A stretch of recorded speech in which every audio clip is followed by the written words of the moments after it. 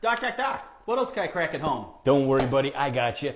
I'm going to teach you the most satisfying way to crack your finger here. So, 2 things before we try this. Number 1, read the disclaimer before you try this. Number 2, does this give you arthritis cracking your fingers? Well, research says no, but it can reduce your grip strength, so don't do this all the time.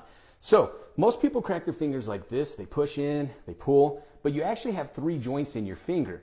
So what we're going to do is we're actually going to come in, we're going to pinch our nail just like this, and we're going to bend right here at that last joint. And when we do, the rest of our finger should straighten out. Now, straight from here, all we're going to do is just pull. So we're going to go that way, and you should feel that open up all 3 of those joints